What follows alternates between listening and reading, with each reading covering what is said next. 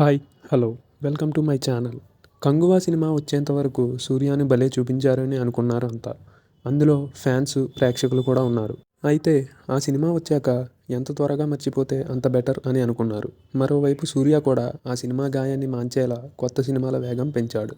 ఈ క్రమంలో కార్తీక్ సుబ్బరాజు దర్శకత్వంలో రెట్రోగా తెరకెక్కుతున్న సినిమా టీజర్ను రిలీజ్ చేశారు. కార్తీక్ సుబ్బరాజు సినిమా అంటే రెగ్యులర్ మూవీ కాదు అని చెప్పేయొచ్చు. ఈ క్రమంలోనే సూర్య సినిమా కూడా యాక్షన్తో నిండిపోయి ఉంటుందని అందరూ అనుకున్నారు. దానికి కాస్త రొమాంటిక్ టచ్ ఇచ్చి రెట్రోను తెరకెక్కించారు. పూజా హెగ్డే కథానాయికగా నటిస్తున్న ఈ సినిమా టీజర్ను వాళ్ళిద్దరి మీదే నడిపించారు. ప్రియురాలికి మాట ఇచ్చి పెళ్లి చేసుకుందామని హీరో చెప్పే సన్నివేశమే టీజర్. గ్యాంగ్స్టర్ డ్రామాగా రూపొందుతున్న ఈ సినిమాలో యాక్షన్, ప్రేమ, భావోద్వేగాలు పూర్తి స్థాయిలో ఉంటాయి అని టీజర్ చూస్తే అర్థమవుతుంది.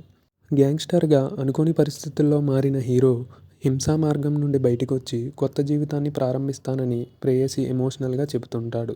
అయితే నేరాలతో నిండిపోయిన గత చరిత్ర తాలూకు మరకలు వెంటాడాయా, అదే జరిగితే ఏం చేశాడు అనేదే సినిమా కథ అని ఈ టీజర్ చూస్తే అర్థమవుతుంది. ఇలాంటి కథలు మనం ఎన్నో చూసి ఉన్నా విజువల్స్, షేడ్స్ కొత్తగా కనిపిస్తున్నాయి. దానికి Karthik Subbaraju intense taking add అయితే సినిమా వేరే లెవెల్లో ఉంటుందని చెప్పవచ్చు. ఇక టీజర్ విషయానికి వస్తే సంతోష్ నారాయణ్ బ్యాక్గ్రౌండ్ స్కోర్ అదిరిపోయిందని చెప్పాలి. హోమ్లీ లుక్లో పూజా హెగ్డే కూడా కొత్తగా కనిపించింది. అయితే కొన్ని ఫ్రేమ్స్లో మాత్రం అస్సలు బాలేదని చెప్పవచ్చు.